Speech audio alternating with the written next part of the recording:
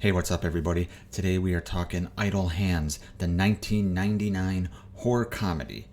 This video was a member's choice video chosen by member Mark Mack. So thank you, Mark, for choosing a fun movie for me to review. If you guys want to choose a movie or a topic for me to review, it could be a movie, it could be a top 10 list, lots of different options. If you want to do that, all you got to do is click that join button right down below me for a very minimal fee. Probably still overpriced, I know. But you can choose a video topic that I do each month. So it's an option. No, certainly don't have to do that. I just throw it down as an option. And right now we are on Mark's topic, which, like I said, is Idle Hands from 1999. So let's talk. Fuck. Trying to control my hand. Fuck. Let's talk about this fucking movie before things get out of control.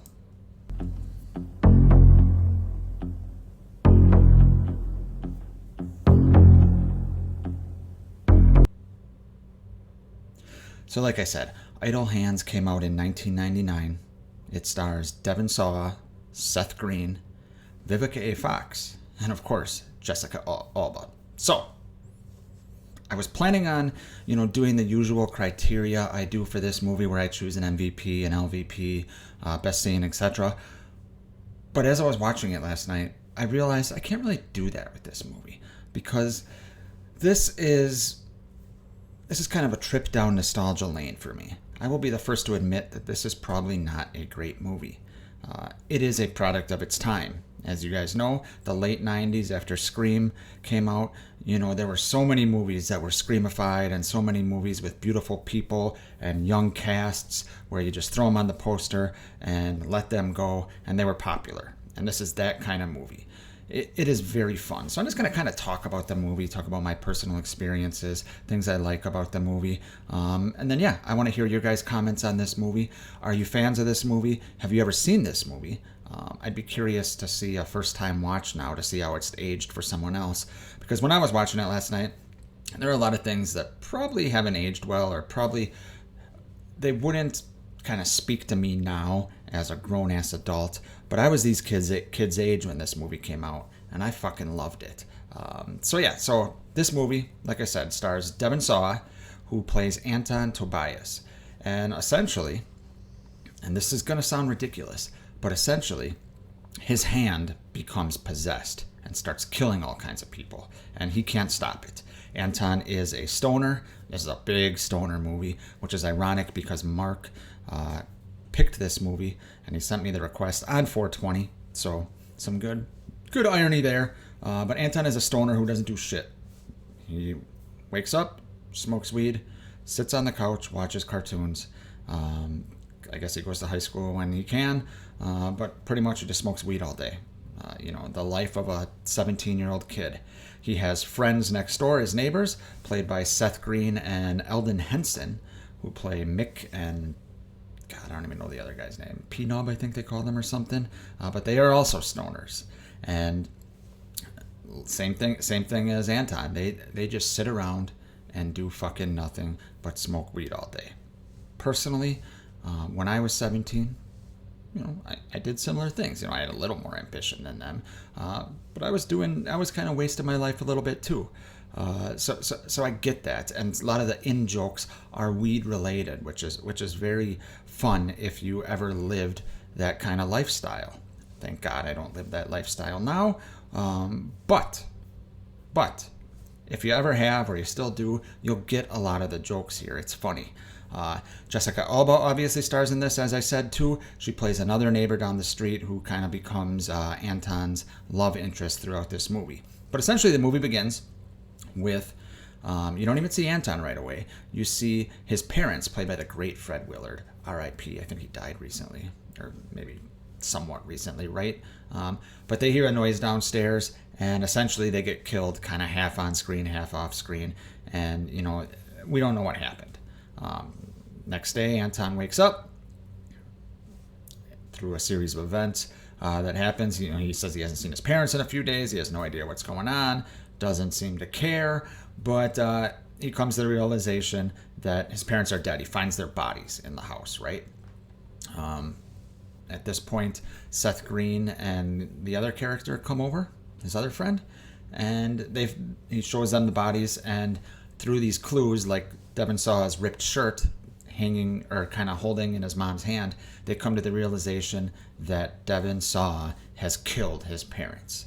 But he does not remember this. And while this conversation is going on, his hand is fucking going out of control. You can see the picture down at the bottom where he's kind of holding his hand like this. His hand is fucking out of control. Okay?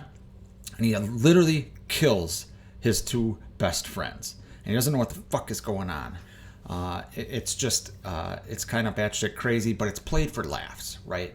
It's not played really serious, and I like that this movie kind of knows what it is. They don't spend all this time of having Devon Sawa, grieve for his parents. Is that realistic? Probably not. But this movie knows what it is. We are here to see some horror comedy, and this leans a lot more into the comedy than the horror realm. But there's some horror elements. I'm going to talk about a scene in a little bit that I thought was really, really well done. But essentially, while this is going on, he meets Jessica Alba, and he's trying to control his hand around her, and she kind of likes that the hand is aggressive. Okay, I know this sounds fucking ridiculous, but I promise you, if you saw this movie in the 90s, or, you have a certain type of humor, and you're not taking this movie too seriously, it is entertaining enough. Okay? Essentially, though, while this is going on, you got Vivica A. Fox, who plays a character who is essentially hunting this evil entity that is possessing hands all across the country. And she is now on, Devon Saw's case, because apparently this evil entity will just possess the laziest fucking hands in the world. And Devon Sawa just uses his other hand to smoke weed and, change the channel on the remote. I know it sounds so crazy. It sounds stupid as fuck when I say it out loud, but I promise you, like I said, it can be very entertaining if you get in the right mind frame. Like you're stoned. But yeah, so she's on the case, and all of a sudden his friend's raised from the grave. So you got Seth Green, who has a bottle in his head, and he's looking all zombified, and the other friend who got his head cut off in a funny scene, that are just hanging out with Devon Sawa, and they're just hanging out again. He doesn't know what's going on with his hand. He's trying to keep it busy by like knitting and crocheting and all kinds of shit because he wants to solve this problem. Eventually, the cops come over to his house, and the hand kills the cops. So now he's like, I gotta get rid of this fucking hand. So he literally chops off his fucking hand, okay? He chops it off. Movie over, right? Nope. Now the hand has a mind of its own. They solderize it and shit like that. The hand has a mind of its own, and the hand is going after Jessica Alba because, of course, it is, right? Entertaining. It is fucking entertaining. So eventually the hand is going to the dance because that's where Jessica Alba is going. So Devon Sawa, Seth Green, and the other guy, who are zombies, mind you, all go to the dance to try to save Jessica Alba and stop the hand. And the hand starts killing people while dance is going on. I think you got like Blink 182 playing at the dance. Like I said, 1999, the late 90s were a fun time for some of these movies. Yes, they've aged a lot because they're just a product of its time. But if you grew up in that era, you can have a lot of fun, like I did last night, watching this movie. Eventually, they defeat the hand by, and this is probably, I don't even want to call this the dumbest moment in the movie. I don't, because it fits with the plot and everything. But essentially, they defeat the hand by saving Jessica Alba and blowing a shotgun of marijuana into a puppet that the hand is wearing. Yeah, that happened. So it is kind of dumb, but this is a dumb, fun movie. I enjoy it, like I said, mostly for the nostalgia factor, which there's nothing wrong with that. I'm not gonna. That's why I didn't want to critique this movie like I normally critique some of the other movies, because I just wanted to have fun with it. And this movie is a lot of fun. So that is about it.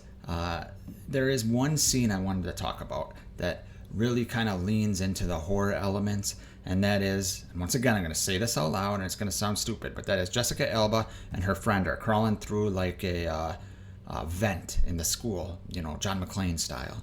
And the Hand is after them. And they have to put a shoe in this big fan that's going to stop the fan from going. And then they have a rope that comes down. And Jessica Alba climbs down and she's yelling for the other girl to kind of climb down after her. The other girl's scared, and then the hand gets there, but we don't see the hand. And all of a sudden, Jessica Alba, from her perspective down below, she sees the rope slowly get pulled up, and she's like, "Why are you pulling up the rope?" She's like, "I didn't." And all of a sudden, you see the rope go around this girl's neck, and she drops, and she's choking, just great horror elements. And then the hand like takes the shoe, moves it so the fan starts moving, and all of a sudden the rope starts going up and you just see blood splatter everywhere. Cool fucking scene. Probably the most horrorish scene in this movie, in my opinion. I really enjoyed that. I thought that was really well done, looking at it from a horror perspective. But like I said, this is mostly comedy. It's dumb fun, but sometimes we're in the mood for dumb fun. I don't need to critique every movie, and I'm glad Mark chose this movie because I hadn't seen it in a long while. I actually have this movie, but to show you how long I've had it, I have it on VHS, so I couldn't even watch it. I had to rent it. But yeah, like I said, this movie's dumb fun. I enjoyed my experience watching this. If this was my first time watching it, I might not have enjoyed it. But being a fan of this movie when I was younger, and getting some of the in-jokes from when I was that young and dumb, or dumber, I should say, than I am now, I got some of the in-jokes and stuff like that. And this kind of propelled some of these actors in here to the next level, whether it was Devon Sawa going to Final Destination a couple years later, whether it was Jessica Alba going to the Fantastic Four, Seth Green just, this was right after Buffy the Vampire Slayer, and he's starting his run of just being in all kinds of crazy cool movies and Robot Chicken, and who doesn't love Seth Green? Seth Green's great. But it propelled a lot of these people, and they all play the parts perfectly. So I will rate this movie.